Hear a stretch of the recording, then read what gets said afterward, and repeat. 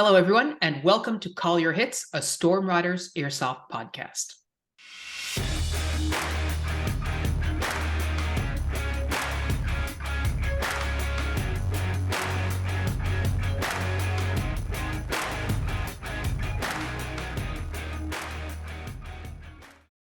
Welcome to 2023, everyone, and Happy New Year. As you can see, if you're joining us on YouTube, you can see us. We've had several requests to start providing a video version of Call Your Hits, and we're going to try it out. We're going to be tweaking this setup over the next few weeks and months, so please bear with us. And for those of you listening only, the audio quality should be completely identical to what you were accustomed to before, with ideally a few tweaks for better as we progress, upgrades our setup, all this kind of stuff. But in any event, thank you for the suggestion, and thank you for being here for our third season of the show. Happy 2023, everyone. Hopefully it's a good year for all of us. I apologize for those of you who can now see my face. So 2023 is going to be an exciting year for us, I think, as airsofters, for Pat and myself as airsofters and, best friends gaming and airsoft, but also I think as content creators. We've got some exciting guests lined up for the podcast over the next few weeks and months, as well as a few video ideas in the works that should make for some educational, if not entertaining content. And Hopefully as avid listeners will remember, we will be going back to organizing some local airsoft events this year too, and we'll be talking about that quite a bit as the year ticks on. Read as you get to hear about the pitfalls of us trying to organize 40 people to do the same thing on a day. Yeah, all the mistakes that you should avoid making. We've also got some things to watch on the Bill C-21 front, of course, which, while not necessarily exciting in the positive sense right now, will hopefully lead to some positives in the future. I think finally, and perhaps most, incredibly, this year our YouTube channel looks like it will surpass 25,000 subscribers. We're about 55 away right now, which is pretty wild. Absolutely. I certainly never expected that many people would check out our content. But I'm grateful for all of you who stuck with us over the years, as well as those of you who are brand new to our channel, to our community. So thank you so much for being along with us for the ride, so to speak. Yeah, no, it's incredible to get to talk to you guys, and the fact that, frankly, so many more of you are listening is mind-boggling. Yeah, absolutely. Absolutely agreed. So with that being said, let's dive into today's discussion, which, as usual for the start of the year, we'll dive into what our plans and goals are for the upcoming year, for 2023. How we did last year, perhaps most importantly, what did we learn from last year? What are the things that we want to make sure that we keep doing, or that we start doing or stop doing, depending on the various things that we encountered. So that's what we're going to get into today. So, for example, we're going to stop throwing BBs by hand. Yes, I think it's important. I think you said this when we were doing the lead up to the episode as well, Pat. This is probably the only time, or for that, not necessarily you specifically, the listener, but many people, this is the only time that they actually set goals for themselves throughout the year, right? The start of the year is the only time where you actually sort of take stock of like, okay, what am I going to try to do this year, right? Yeah, I mean, I set goals on a short-term basis regularly, but both sort of this time of year, and really airsoft is probably the only place that I set, like, all right, these are goals for a year that I'm going to be kept honest on. Yeah. That's probably not a good thing, but whatever, it's fun. And I think, like if I think about our goals from last year, we talked a little bit about it sort of in the wrap-up episodes last season, but one of the goals that I had set for airsoft had to do with ready ups. I wanted to make sure I was doing 25 ready ups every single week and all this kind of stuff, and I didn't really stick to the structure that I had set out. Like, for a variety of different reasons, I sort of fell off the wagon. But that didn't mean house is substantial. Well, yeah, and all the stuff that comes along with that. But like, that doesn't mean that overall that goal was a failure.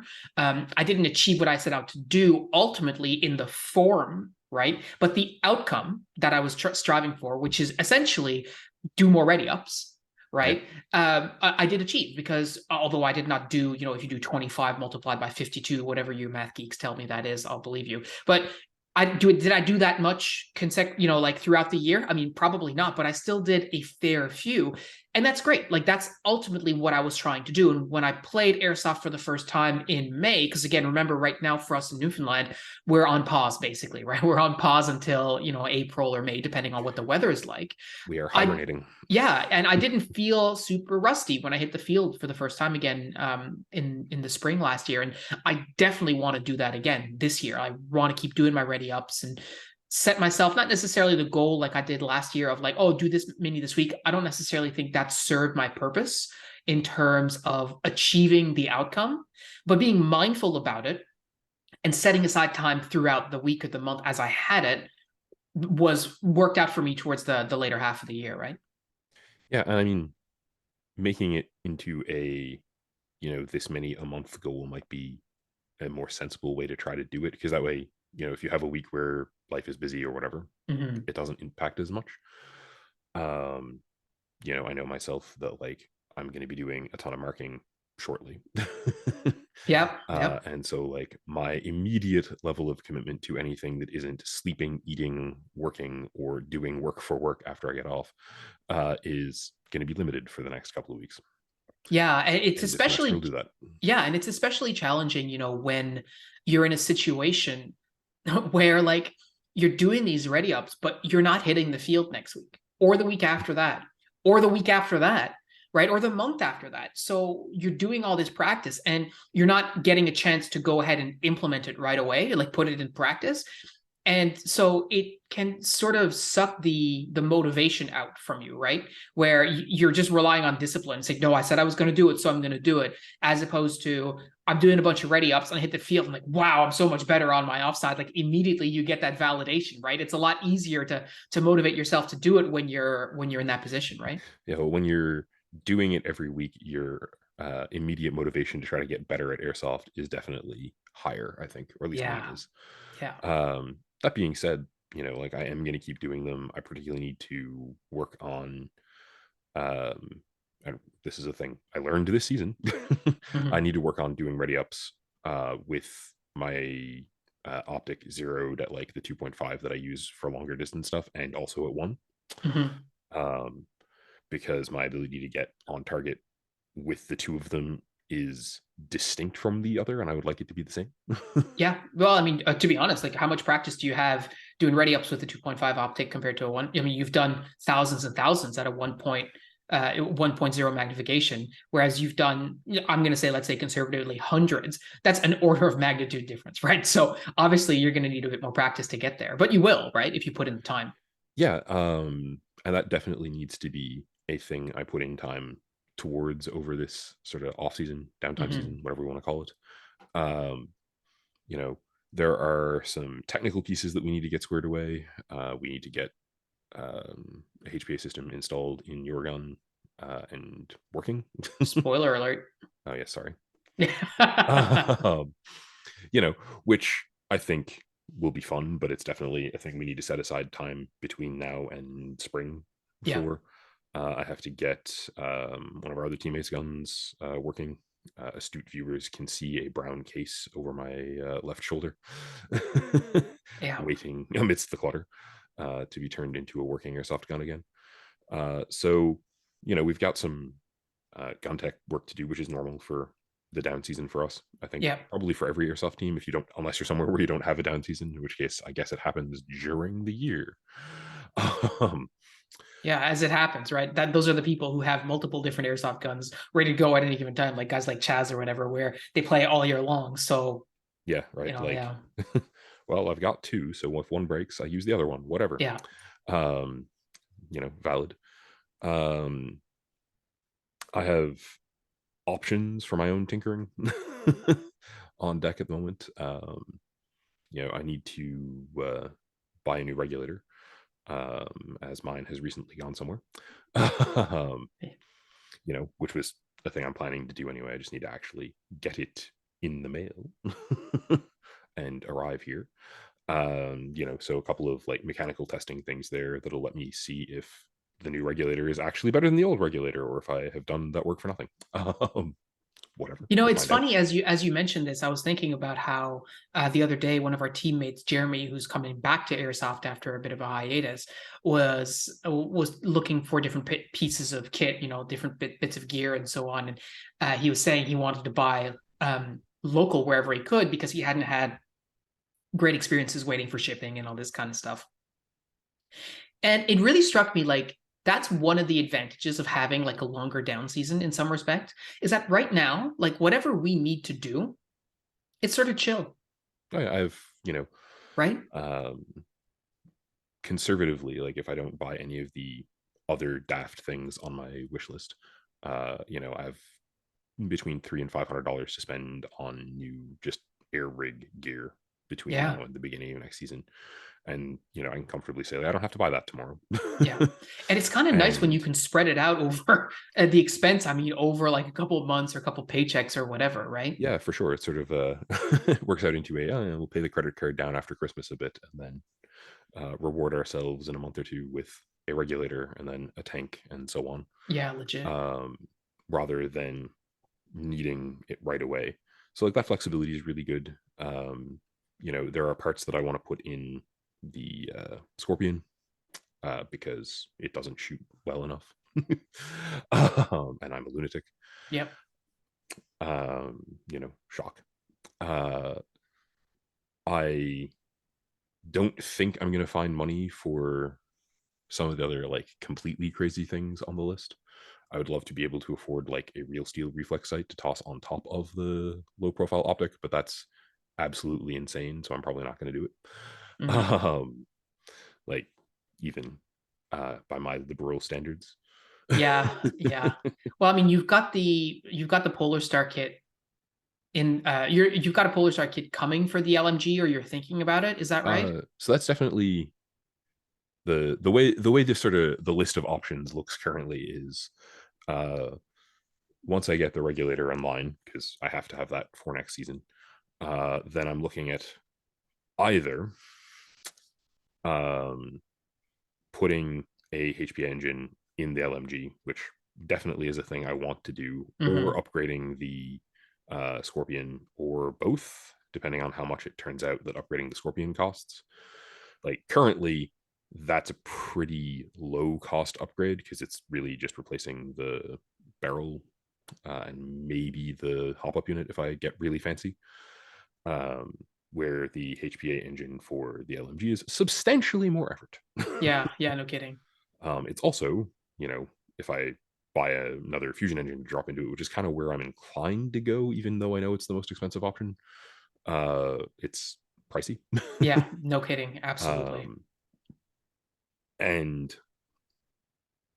I think sort of first purpose for me is I want to get the regulator and the tank set up because the new regulator should give me a little better efficacy on high rate of fire and like rapid fire stuff with this setup, Yep. which is a thing I want to try to tune in before I build an LMG. Have you been considering like one, oh, because we talked about this before, and I'm just curious, like where are we standing on the 6.01 millimeter barrels? Like, is that something that you've been considering, like either for the Scorpion, or if you're a mad lad, for your M27? So the barrel I have in the cart that I have just hanging out at my favorite airsoft store, because that's the sort of lunatic I am, has 6.01 for the Scorpion in it. Like the Scorpion upgrade package as it exists in my head includes that. Um, I think it's worth trying. You know, enough people whose opinion I trust on tech work at this point, HS, swear by them, that it's seeming like a pretty cool idea. Yeah. You know, and like the cost to do it to any one gun to test it is not really that bad. Especially a short Um, one like that, right? eh, it doesn't saves you about $40. I mean, So like, 40 bucks is 40 bucks. you know, yeah. Well, I mean, the key piece with the Scorpion is I'm gonna put a Type bore in it anyway, Hmm. so it might as well be the one I want to test when the cost for the Type bore at that barrel length is essentially the same. Like it doesn't really cost me any extra, Yeah. so Yeah. why not? Um, I have a sling attachment point for it because the front sling attachment point for it was missing, which happens all the time for mechanical structural reasons of the way the gun is put together. Hmm. That's wending its way to the same supplier. So like there's a reasonable world where that shows up and I'm like, oh yeah, I can afford to do this, whatever, and buy the barrel. um I'm good at convincing myself to spend money, as you know. Yes, yeah, um no kidding. You do not need any help. new truth. um but yeah, so that's sort of a like medium term plan gear wise. I think the logical approach probably looks like um, buy the HPA line, the HPA tank, and associated stuff that I don't have currently, so that I can run my gear. Then probably fit out the Scorpion, see how much I like it once it actually works well. And then sort of towards the middle of next season, if I like it, then I guess it stays. And if I don't like it enough to keep it at that point, then I have a gun that I can sell for a decent chunk of cash to pay for the upgrade for the LMG. Yeah, Is that's sort fair of too. the current hypothetical. And if I decide I like it a lot and I'm keeping it, then I don't sell it and I figure out another way to pay for the LMG. Save up for it. Yeah, exactly. But for those of you who are listening, who may have heard Pat just say, well, I need the parts, the air parts to be able to run my gun.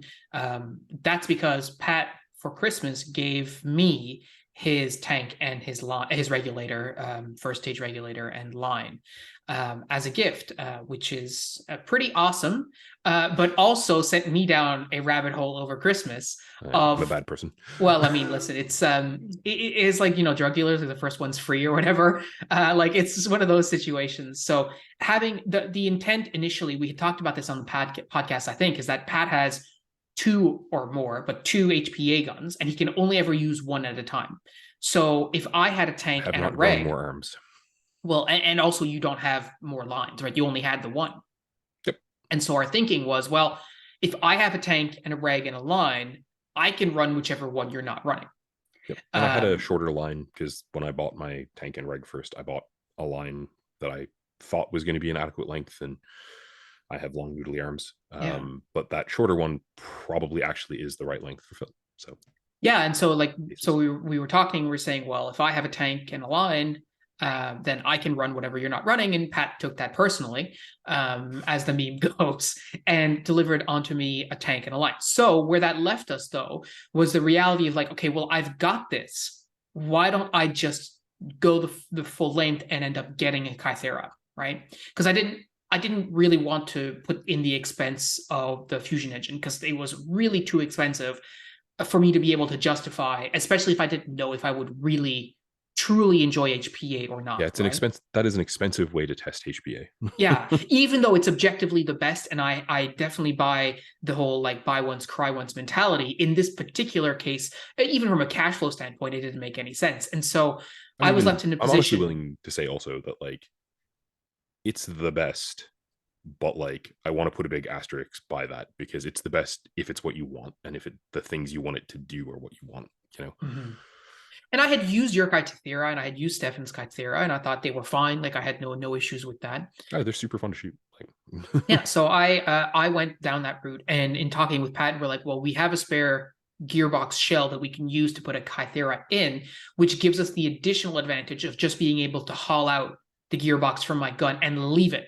So if by some strange circumstance I hate HPA and I want to go back, I've still got a gearbox that I can just put back in, and then I was back sort of where I started from. Yeah, we have a lot of options. Yeah, exactly. So my 2023 will be very much a voyage of discovery of HPA in a variety of different ways. So running the HPA gun and getting accustomed to using a gun that doesn't sound super loud, which I think is going to be great for you guys who are watching some of my videos and commenting about how loud my gun is. Yeah, I know it's loud. I shoot a lot, whatever, dude. But it's in also seriousness, right next to the camera that's taking the audio. Exactly. And so in the clips that I have of me shooting your fusion engine, I mean, yeah, your gun has a suppressor, but it doesn't matter. It's the camera's behind it, so whatever. The actual noise of the gun is very, very low, and that I think makes for a bit better content, a bit easier to edit, a bit more enjoyable to watch, a bit easier to hear stuff that's going on as well. Yeah, So so I that's going mean, to be cool. definite benefits there. But then the other aspect is, what is it like? What is it going to be like for me trying to optimize my performance while running an HPA setup? And so the reason that that's important is because anytime I've used an HPA in the past, it's always been just like for a laugh, right? I've never, it's not that I didn't take the gameplay seriously, but my expectations of performance is like when I used the AK. My expectation of performance was 0. And if I did great, then awesome, right? And Yeah. that's very much the mentality that I took. Surprise. Exactly, right? And so that's the mentality that I took with HPA, because I'm like, well, I'm running this big old backpack that fits Pat, and it's a bit big too for me, a bit too big for me, I should say. And all this kind of stuff. Like, I'm not used to, the optic, it's not dialed in, blah, blah, blah. It all worked out great and it was all fine, but like, I had super amount of fun, but my expectation of performance just didn't exist because I didn't know what was going to happen. The first time I used Stefan's HPA, his 416, Kythera at the time, like, he didn't even have an optic. Like, it was just, I was like, well, whatever, we're just having fun. Pew, So pew. that was, well, yeah, and that was fun. But now I'm going to be transitioning from that idea to my own replica that I will have a certain expectation of performance with. So what is that going to be like? What is it going to be like trying to get accustomed to running that line? Is it going to get in my way? Is it not going to get in my way? A lot of people harp on the HPA on HPA because of the lines. Like, oh, I don't want a line coming out of my gun or whatever. And I felt that way for a while because I came from paintball, where I did have a line on my gun and it sucked. Like, it was a really bad line. It got in my way all the time. It got tangled. That has not been my experience with airsoft HPA lines at all. I mean, one of the big like practical things to talk about there is, so the line you're using is technologically definitely better than the one you were using for paintball. Like, it's just Absolutely. that sort of kit that you can buy at a reasonable price is improved by a fair amount in 15 years. Yep. Yep. So that's a help. It's probably not as long. Definitely not as long. Definitely. And it's a lot more, well, it will be a lot more stable once we get like a pack that fits you to cart it around in. So like, I think the adjustment in that way will probably not be too bad. I think you'll have to adjust to having the line, but like, I haven't found it terrible. And one of the nice things about the line itself is like, it's $40. It's affordable if you decide you want the longer one. That's not a huge issue. I doubt I will, because again, like you said, like I'm a short dude. Like, I made peace with it, right? And yeah, I really don't think I'm going to be needing that extra. I don't have your wingspan, like we said before, right? Yeah, like practically it should work out. Yeah. I just like to future-proof things as I go. So there's that piece, and I think you just touched on it too. The other piece is the pack. Like, how am I going to carry my tank and all this kind of stuff? I'm using your tank, which is a pretty big boy, and that makes sense for me because I shoot a lot, but I may not actually ever need that size of a tank. I don't know. So do I want something smaller? Don't know. I think this is why I said at the beginning, this is a bit of a voyage of discovery, because I really need to commit and lean into the idea that I really don't know how things are going to work, and I can't be married to any particular way of working, because if it doesn't work, then it doesn't work and I need to move on. So I have a pack ordered to try. It seems to be like it was a cheapo that I found on Amazon or whatever, as a proof of concept. Like, is this a pack that's big enough? Is it too big? Is it not big? Is it like too small? Does it fit the tank? Like, how does all that work? Like, Amazon is happy to provide you with cheap Cordura to try. So exactly. And I mean, I'm not going out there buying like Tasmanian Tiger 511 tactical pack like for like $200 without knowing that's specifically what I want. The guys on the Discord, I think about Todd and Ambo and Chaz, as well as Jordan, have all sent me some pictures of their setups, how they have it set up for plate carriers versus chest rigs, although I can't imagine I'll be using my plate carrier this year, but that's beside the point. It's good to have information. But yeah, and like, how do you loop it into an H harness? What do you do if you don't have an H harness? Do you use a small pack? Do you use like a pouch? Todd sent me some pictures of like using pool noodles that are cut, those flotation noodles or Yeah, yeah. whatever, that are cut to basically just snuggle your tank in the right position so that it Hmm. doesn't shift around. It just puts it in the right place and it just lives there, That feels like a which cool idea. I may I steal that one. yeah. Yeah, and I mean, like, you go to the dollar store, pick up a pool noodle for $1, and then just chop it up and just put it into position, and then boom, it's not going to shift around. Which is a huge pet peeve of mine, is when your gear shifts on your person as you're utilizing it, as you're moving around. It I just weirdly don't drives me find it. crazy. I weirdly don't find it too problematic in this case. But I'm buying a bigger tank, so we'll see how that goes. Yeah, For the people who are paying attention to this, I'm going from the largest sort of aluminum tank you can buy to a carbon fiber one. Hopefully, that's if I don't decide that I can't afford that at some point between now and then. But so it's a larger volume of tank and also thus a larger physical object. Um, but I'm looking forward to playing with it, so it'll be cool. and I was talking to my brother about this because my brother is a very avid scuba diver. And so the language of tanks and lines and regulators is very familiar to him. And because He had a he's a good laugh at our lunatic, regulator, I assume. well, I mean, see, he's a lunatic too, right? So like he was like, "Oh yeah, True. I've got a scuba thing at the house. I can fill that for you." And I'm like, "He's gonna fill his tank. He's gonna fill my tank with scuba quality air, which is like not necessary in any way, shape, or form." But it's yeah, it was funny to mention just as a as a I as mean, an offshoot. I will appreciate having access to a place that I can fill them for testing that's not closed during the winter. Like Yeah, that aspect of things will be useful. you just need to Um, call me, and then I'll just go because I have access to his garage because that's where I built my Space Marine cosplay when I was not living in this house. So I'll just open his door. We'll go and fill our tanks and leave there you again. He'll go. be fine with that. A weird excursion. Yeah. But But yeah, so I think for me, as I think about the HPA sort of journey, as I go through that, like I'm committing to the change, like I'm committing to trying different things, making sure that I am getting the performance that I want. And if I'm not, to understanding sort of why, what is contributing to that. But I think most importantly, that I really need to learn is I need to chill, man. Like a lot of this stuff is gonna not work very well potentially right off the hop.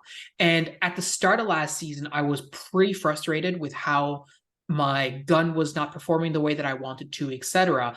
And about halfway through the year, I don't know what happened. I just stopped caring. I was like, you know what? Forget it. Who cares? Right? It is and that what it was is. visibly good for you. Like Yeah, and I had a lot more fun. Like from the day that I was like, okay, well, I've got this Chicom that was sent to us, that I'm gonna give it a try using the AK, like farting around with that stuff. That was much better for me. Like I feel like I was in a much better place, and I really am committing to like trying to be pretty chill about it and not get frustrated if I'm not getting the sort of performance that I want. Now, if I'm going out there and I'm sandbagging, it's a different story. Like if I'm just making excuses for how I'm performing because oh blah blah blah, like that's stupid. Like that's not what I'm talking about. But I mean, if my stuff is not working correctly, like my mindset on it has to be okay. What specifically is not working? Why is it that that's not working, and what can we do about it? And I think a lot of my frustration last season, in terms of the gun mechanics, came down to AEG, right? And yep. I think moving to HPA will remove like 90% of the problems that I was really experiencing. It's certainly gonna be easier to tune things the way you want to some Yeah. extent. Like the Kythera is kind of a, you put it in and it does what it does. Engine, like you do have options. But hopefully it just works. That's really Mm-hmm. where I would like it to be. And in the longer term, if you're like, oh, I really like this, but I want it to do more of the stuff that the battery powered engines do, like that becomes an option. It just requires putting some money aside for Yeah. it. I also think, you um confession time. I shoot a lot more with my HPA than I did with my electric gun. Really? Yes. Why? Uh, Sorry, I'm just surprised because in my mind, like it should go the other way. Like your shots are more accurate, therefore you shoot less. Unless you Um, have more targets, in which case that's fine too. I don't yeah, know. it's sort of a mixture of like one of the things I definitely realized this season was that you know um, the more I play, the more I think that the single shot, single hit uh, belief system is probably a lie. That pulling the trigger 2 or 3 times is probably just a better idea Mhm. for airsoft, because of the physics of stuff. Like even with a pretty accurized gun, even at ranges that are very comfortable, I'd rather just yeah, why not shoot 3 shots. Yeah, that's fair. Um, and I think that part of it is that as a tech, I was more concerned about like running a huge amount of semi rounds through my gun and it stressing the gun or anything like that. I don't know. I'm not sure how conscious it was, but I know like one thing that you will definitely appreciate straight up out of the Kythera is it doesn't work any harder because you are firing in semi a lot. It Mhm. does the thing. You will not put added wear on it by pulling the trigger repeatedly in semi, Yeah, that's a fair point. Yeah. right? It does have moving parts, it needs to be lubricated and stuff, but like not crazily often as it turns out. um so there are definite benefits. I'm not saying that you shouldn't run an AEG. I'm definitely not at, oh, I don't like those. I am at my, I guess, starting my second year of Teehee HPA fun. But like I've sort of accepted that that's um me being crazy, if we're being honest. Well, and I think, as we've said before, like AEG is just fine. I mean, we used AEG for like 16 years playing airsoft. Like, how can it not be, right? Yeah. Even Chaz, for example, is building, or he's been trying to build like his MP5 into like a 1.5 joule gun, and it's just not working.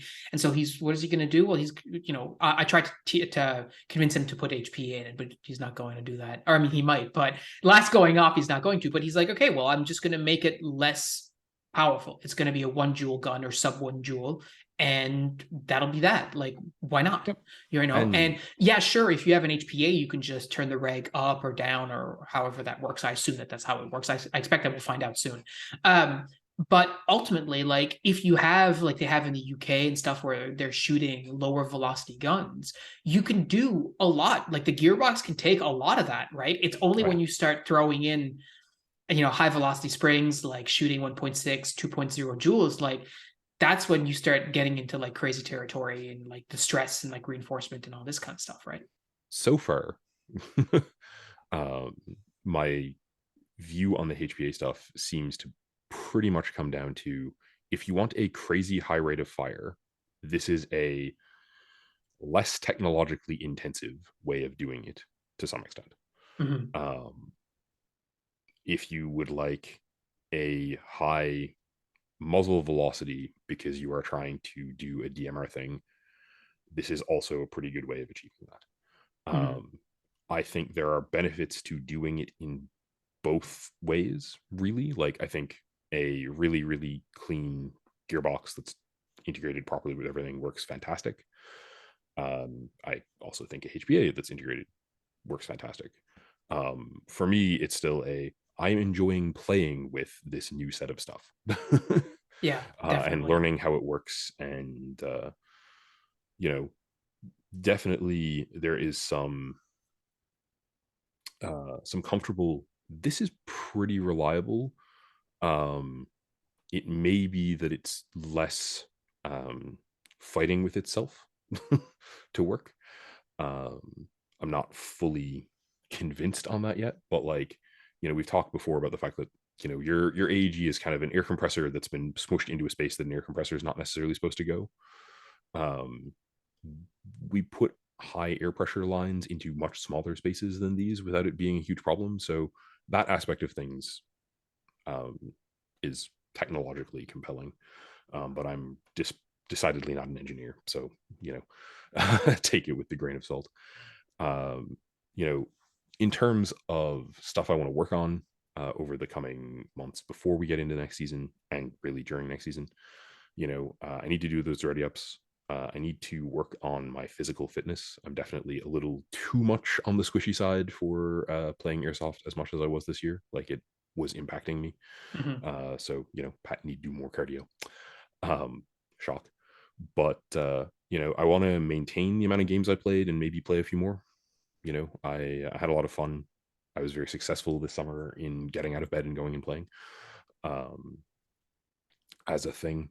And so I definitely want to continue that next year or into the new year. I definitely want to be successful at getting to games. I'm looking forward to organizing the larger sort of differently structured game scenario play and stuff. That's really fun. One of my big hopes for it is that it will inspire all the people who are around now who didn't ever play anything like that to try to run their own. You Yeah. know, like, one of the really positive things about these is people tend to go, "Oh man, you can do a lot more than the 6 games we play every Saturday." Yeah. Yeah. uh, Totally. and like, don't get me wrong, I enjoy going and playing those 6 games every Saturday, but variety's great too. Yeah. Um, And I hope like people start to get a sense, especially as we go through the content. And if you're a local airsofter in particular, and you are listening to our podcast, first of all, cool. But if you are a local airsofter listening to our podcast, this should give you an insight into how easy it was for us to work with our local field to get this off the ground. I mean, they're open to these kinds of ideas. They're open to trying new things. It's just from their standpoint, they are very focused on running their business, and less focused on delivering different types of content, right? Or of gameplay content, I should say. So if you approach them like we did and say, hey, we have a turnkey thing here. All you need to do is let us run it. For them, that's a win-win because they get players at their field, they get variety, and they didn't have to do anything for it. And so from a business standpoint, if I'm a business owner and someone is approaching me and saying, hey, I have this idea. You will make money off it. I'm not asking for anything in return other than the time that's required to run this event. It's a pretty good deal. And we'll talk about that more when we get into the specifics, of the actual like organizing of the event. But there's a lot to be said for going to a business and not just telling them what you would like, but explaining to them what your plan is, right? yeah, and I mean, we've done this before, so that, like, some people might go, "Oh, well, you've done this before. Like, of course they're going to listen to you." Well, they listened to us the first time too. Yeah, um exactly, exactly. It's such a good and point. we were frankly younger and dumber, Yeah, and less convincing. yeah, um so one of the big things there, I think, to take away is, like, pretty much everywhere you play is probably interested in having new ideas pitched to them. um because, like, just at a baseline, more brains is better, right? Two heads is better than one, three is better than that. Groupthink can be a real problem for any organization. And so just having people going, "Hey, why don't we try this?" is genuinely really useful. And like Phil said, like, our local field is a business. It has one manager, he has staff. Those staff are basically refs. So pretty much all the uh, higher level stuff that's going on is either the refs coming up with ideas, tossing it at the players, just being like, "Let's try this," or at hmm him, or uh, him coming up with stuff in his own time. But he doesn't have a lot of time. He is managing a small business. He is super duper busy all the time. So if you're, in a situation that's similar to that, and I suspect you probably are, because that's going to be a lot of airsoft fields, you know, great, offer to help out, you know. Yeah, Um, and over the next couple of weeks and months, we'll be talking to some of the guests in particular that we have lined up who are involved in organizing national level events in the United States. In particular, we'll be talking with Eric from Gun Gamers, and we'll be talking with Chris, who is the organizer of Galactic Civil War, which is the Star Wars Milsim event Wicked. series in the States. And both of them have interesting stories. And again, both of them, yes, are organizing games and all this kind of stuff, but they started somewhere too. right? And so there's an opportunity there to learn from others, to see like what are the things that they did to get off the ground, and how did that work, and what are the mistakes that you made that you learned from, and what are you looking forward to in the future. So hopefully by us going through some of this content throughout this year and organizing those types of games, I definitely agree with you, Pat. I think I really hope that that sort of invigorates the community to try different stuff, because also kind of selfishly, I would like to play a game that I didn't actually organize myself, which has never happened in the 16 years that I have That's been not playing true. Airsoft, except for your games, right? Yeah, you Except saw me for coming. your games, right? You know, I've never played a game from someone who is completely foreign to my own thinking, because I mean, like, we know each other so well. When you were organizing Operation Asgardian Chill and Operation Agamemnon, maybe was Agamemnon the first I'm one? not sure what Definitely Asgardian Chill. not sure what the second one or the first one was. Yeah, like, I knew I'll look what it you up. were doing because we know each other so well, right? Yeah, Whereas if and I go to a game organized by, Joe Blow from wherever, and I don't know him, I don't know what kind of game he's going to run, right? our weird idiom is related, right? Mm-hmm. One of the things that I think I hope, has a lot of potential there is, like we have at least one team of people who play all the time, who are way younger than we are, who are super passionate about this and committed to it, and like that is a great space for them to take this idea and be like, man, we can do that. Yeah, Like, absolutely. you know, um, and one of the upsides that I guess we have is we have experience doing this now, which mostly involves tripping over our own feet the first few times. But like, um, really, one useful tip for you guys already, I guess, is improv rules apply. Right? Say yes to everything, and if something dumb happens, nod, smile, and pretend it was the plan. Yeah, exactly right. um, and that works surprisingly well. Um, we definitely have tried a few different approaches to this. We've also tried a bunch of like intermediate steps. Some of them worked, some of them didn't. We've talked about them before, So going into the new season, like I definitely want to see how this goes. But if it goes well, it's also the kind of thing where we can repeat it, and like um one of the nice things about it, to my surprise, was that aside from sort of sweat equity for our team, which is about 10 guys, so like, we hauled around a bunch of tires and rearranged the terrain a little. But like not digging trenches or anything, just moving stuff around. It was pretty cheap, I Yep. mean, uh I don't like we scavenged cardboard boxes from a local comic shop, because here's a hint, they always have cardboard boxes to get rid of. um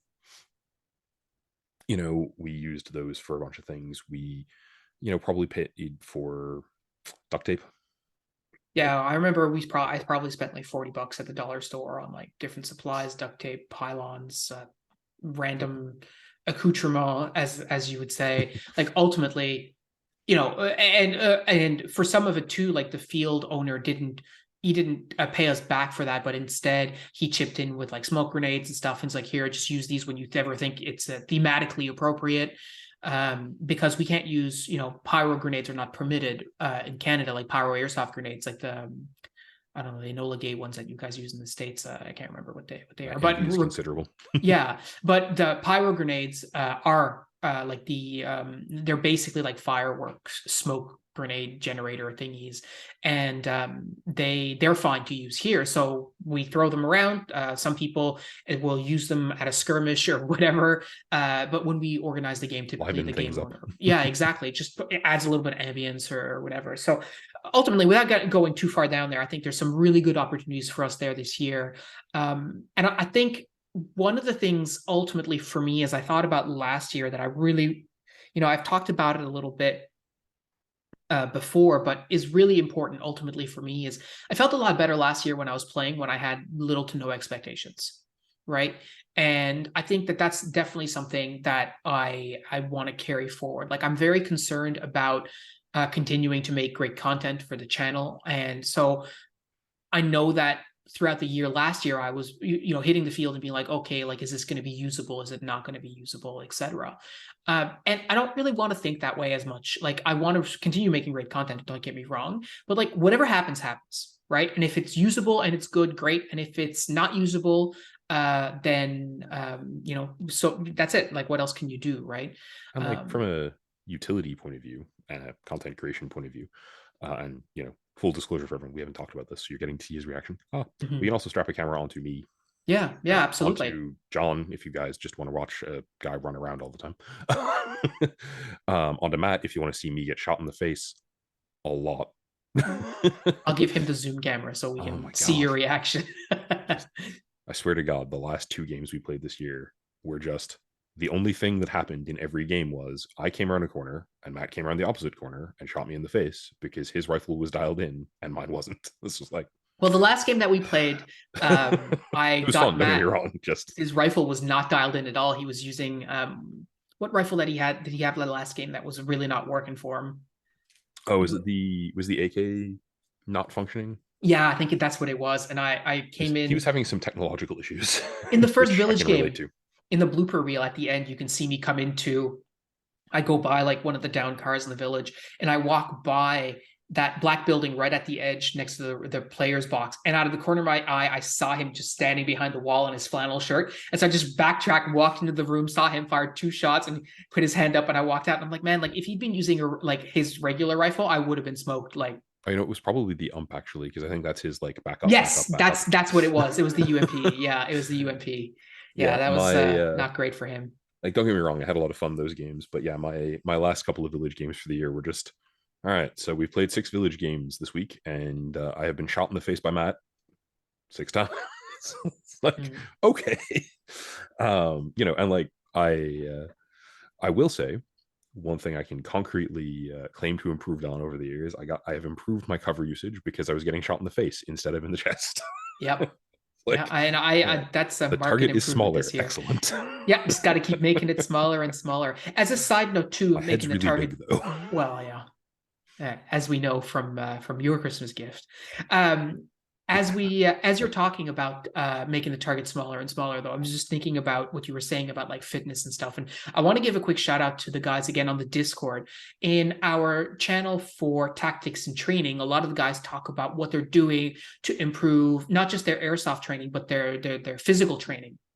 So some of the guys, including Alex and Ambo, are posting about like the running that they're doing, right? And Alex in particular was saying that at a game he played in Florida, I think last weekend, he did really awesome, and his cardio performance was dramatically improved as compared to what it was before, thanks to some of the fitness that he's been undertaking, the running and so on and so forth.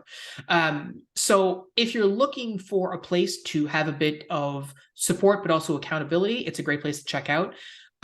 We talk about our fitness goals. I have some pretty ambitious running goals for myself for this year. That's not really what the point of this podcast is about, but ultimately, if you're looking for a little bit of support, accountability, that could potentially be an accountability mechanism for you guys. If you're listening, just tell us about what you're trying to do, what you're trying to achieve, and everyone will tell you to get after it and support you in doing that.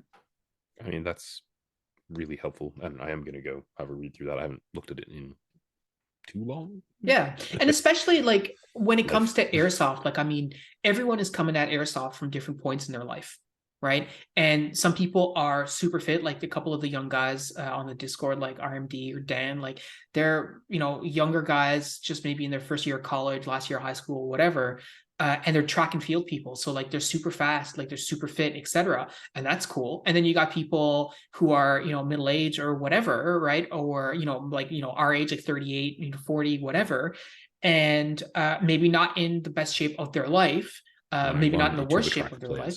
Well, yeah, but like ultimately, you have all of that sort of diaspora hating the airsoft field, right? So whatever like there's a saying, like the best day to start getting better at exercise is today, right? So if you're, like we talk about New Year's resolutions, which personally I don't particularly believe in, but if you're trying to get healthier, like anything that can help you sort of stay on that journey is awesome, and it will make a difference for airsoft. There's no question, right?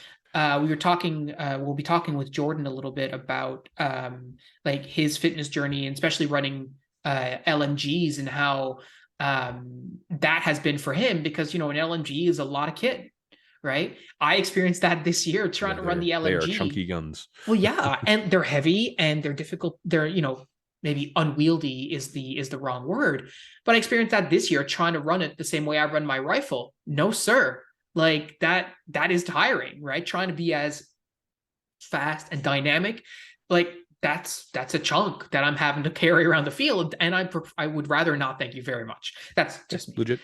Um, so there's a lot to it, and so again, as you're thinking about your goals for the year, like if fitness is one of those things, like Pat, Discord might be our Discord might be a good place to get a bit of motivation, encouragement, and also just see what other people are doing, and you can even emulate that, right? Yeah, I mean, one of the great practical things for me is just my shoulder is a lot better, and so I can That's do very true. push-ups, which this time last year I literally couldn't do. Yeah. um, so having that, I'm insane and I like being able to do push-ups. But having that tool back into my fitness toolbox is great. Mm-hmm. Yeah, I mean, when you're suffering from an injury, it's no fun. Let me tell you, I feel you there. That's for sure. So ultimately, I think that's a quick skinny into 2023. We've got our ready ups, we got our gameplay. I think last year I played 12 games. If I can play 12 this year, I'll be pretty happy with that as well. And then getting our stuff squared away, running a couple of events. I definitely, like I said, we were going to do our season start event, hopefully a season ending event, and incorporate a couple new mechanics. We'll be talking to you all about that as well. It's going to be a lot of fun. I've got a lot of hope for 2023. 2022 started off a little bit rocky for me for a variety of different reasons. But I'm really committing to a good, positive 2023. And hopefully, we'll have you guys along for the ride. Like it's gonna be cool to be able to share a lot of this on video. If you like the video podcast, please let us know. Leave a comment, like the video on YouTube. Let us know that you like this format, if you prefer this format, if you have suggestions for how we could make it better. I'd love to hear them. You can leave a comment, join us on the Discord. Link is in the description. The more As we well, do these, the greater the odds that I will start wearing silly hats during them. I mean, that's certainly a possibility. But we can certainly, even from this, we can improve my lighting setup for it. Yeah, totally. It's going to be a journey as we learn sort of what works and what doesn't.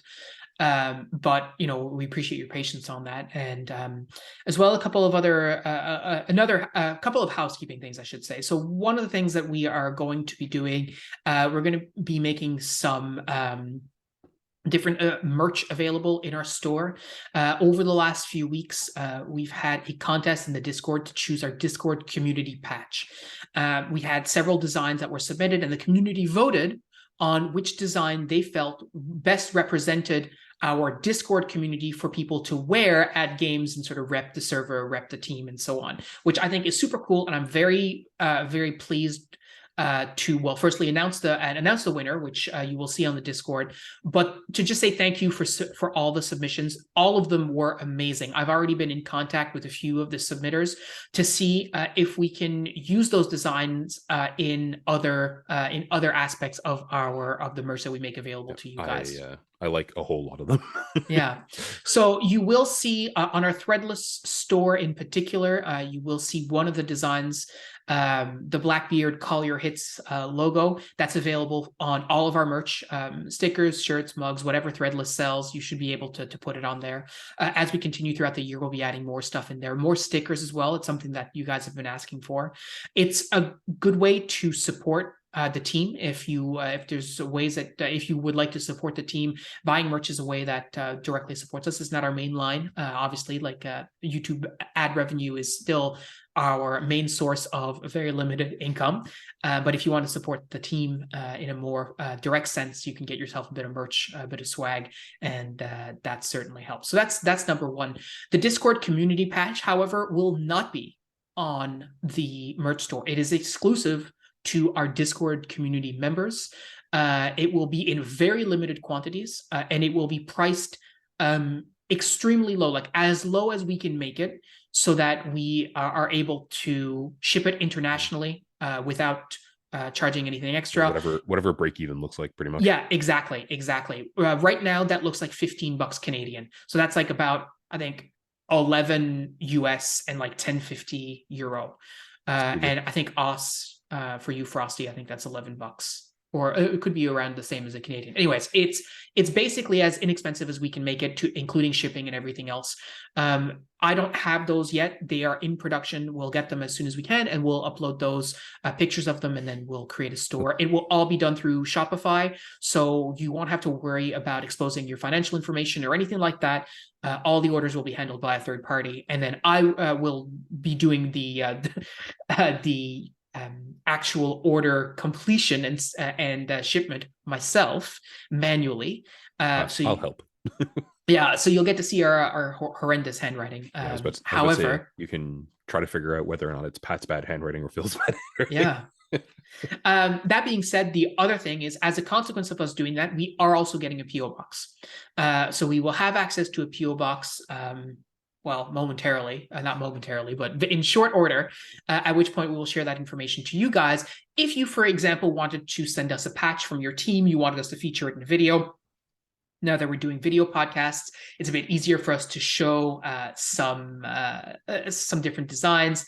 I know that several of you reached out to try and figure out something to be able to send us patches. I know we've got one of the patches from the Apparators, one of your old patches, I think, Jordan, etc. And of course, we had the Chicom sent in, etc. But all of that was through working through a bit of a what's the word I'm looking for? Roundabout method. Roundabout method, yeah. So we will have a PO box. It'll be easier for you to send us stuff if you're interested in doing that. We'll have details on that at a later date. So that's about it. I think that's a pretty good summation of the start of the year for us. I'm looking forward to it. I can't wait to engage with you guys in the comments, engage with you on the Discord as well. I mean, if you've made it this far, you should really consider subscribing, making sure that you're subscribed. We're almost at 25,000. It would be so cool to hit that in the next couple of weeks. If you know people who are into airsoft, make sure to share the podcast with them, encourage them to subscribe. It means the world to us. It really does. We're not making any real money with this. That's not really the point. It's all about getting our vibe, our message, our education, our knowledge out there to as many people as possible. And we're just so grateful to have you along for the ride. So thank you so much for listening. Thank you so much, guys. We'll chat with you next week. Have a great week, everyone. Take care.